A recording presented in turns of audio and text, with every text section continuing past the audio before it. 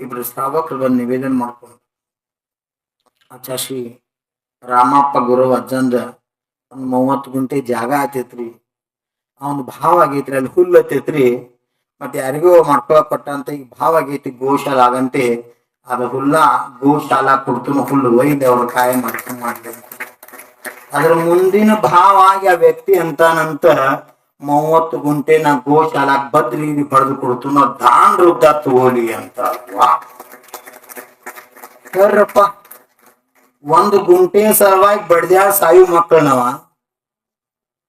ಜಾತಿನೇ ಅಜೇನಾಗಿ ಇಲ್ಲಿ ಬಂದಿಲ್ಲ, ಗೋಶಾಲ ಆಗ್ಯದ, ಈ ವಾತಾವರಣ ಕೇಳಿ ಭಾವ ಆಗ್ಯದ ಅಂದ್ರ ಮುಂದಿನ ಬೋದ 3 ಗುಂಟೆ 30 ಗುಂಟೆ ಅಲ್ಲ 30,000 ಎಕರೆ ಮಾಲಕ ಅಂತ ಪುಣ್ಯ ಕಟ್ಕೊಳ್ಳುವಂತ ಭಾಗ್ಯ.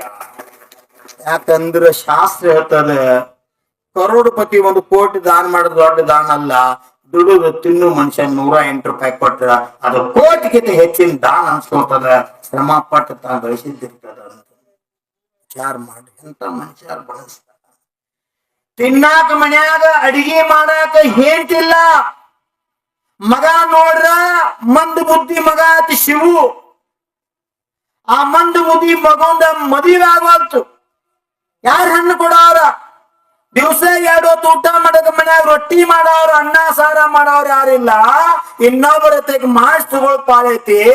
ಅಂತ ಪರಿಸ್ಥಿತಿಯೊಳಗಿರ್ತಕ್ಕಂಥ ಜೀವದ ಭಾವ ಆಗೈತಿ. ಗೋಶಾಲಾಕ್ 30 ಗುಂಟೆ ದಾನ ಮಾಡ್ಬೇಕು, ಕಲ್ಯಾಣ ಮಾಡ್ಕೋಬೇಕಂತಕ್ಕಂಥ ಭಾವ ಆಗೈತಿ. ಅಂದ್ರ ಧರ್ಮಾತ್ಮ ಅಂದ್ರ ಏನ್ರಿ? ಯಾರಿಗೆ ಧರ್ಮಾತ್ಮ ಅನ್ಬೇಕು?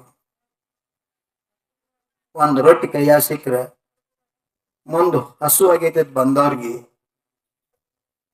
1 ಬೇಡ, ಅರ್ಧ ಬೇಡ, ಚತ್ಗೂರು ರೊಟ್ಟಿ ದಾನ ಮಾಡ್ರ ಭೂಮಿ ತೆಗಿನ್ ಧರ್ಮಾತ್ಮ ಹೋಗಂತಾರು. ನನಗ ಇಲ್ಲ ನಿಂಗೆಲ್ಲಿ ಕೊಡ್ಲಿ ಹೋಗೋ ಮಾರಾಯ ಅಂದ್ರ ಅವ್ನ ಧರ್ಮಾತ್ಮ ಅಲ್ಲ.